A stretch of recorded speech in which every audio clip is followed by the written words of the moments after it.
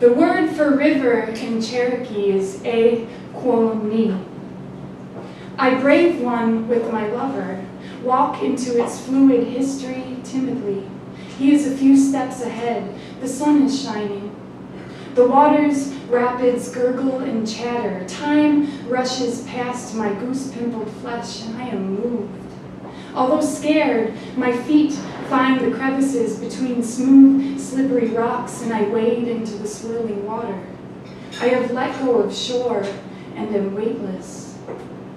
Suddenly, I can no longer find footing. My heart pounds rapidly. I look for my lover. He is splashing a few yards away. My eyes dart wildly as I try and fail to barrel my way against the current.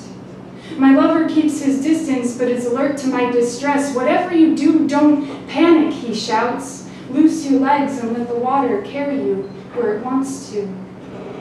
I struggle for agency against a substance that will not hold my terror, and clearly realize the peril of my fear. I let go. The river is in control now.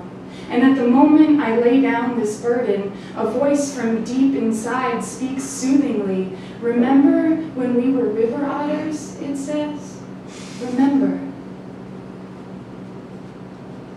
We unearth history in a few wrong turns on an ATV trail. I spot a perfectly intact butterfly carcass in the path, and its brilliant blue hues illuminate a dull obsidian object amidst broken mountain stones. In a moment of wonder, I grasp in my hand a single arrowhead chipped and flecked to sharp perfection. I wonder about the hands that shaped it. I wonder how many generations have passed since this tool was one with its maker. Did the arrow meet its mark when the megafauna were abundant in this highland forest? Or did it pierce the air in desperation when these hunting grounds were encroached on all sides by white settlement? How long ago did the peoples of this land stop making stone arrows? I ask my lover, but he doesn't know, so I pose my question to the trees, and we keep on walking.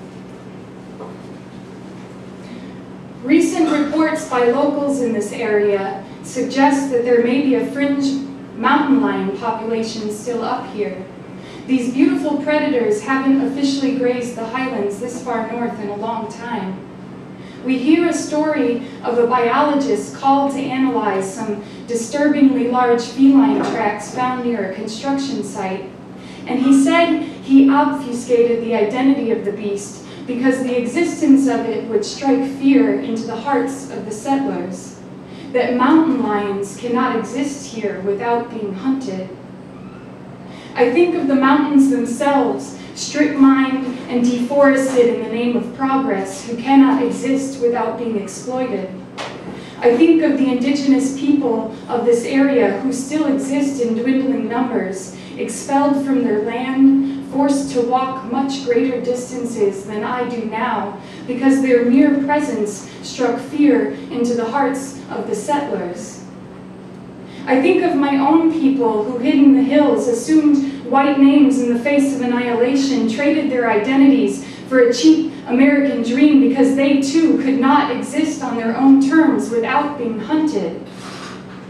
As a woman and a survivor, I wake up each day to play the rewiring game in my brain that I have a right to exist without exploitation. I could go on, and maybe I should. All things have the right to exist without exploitation.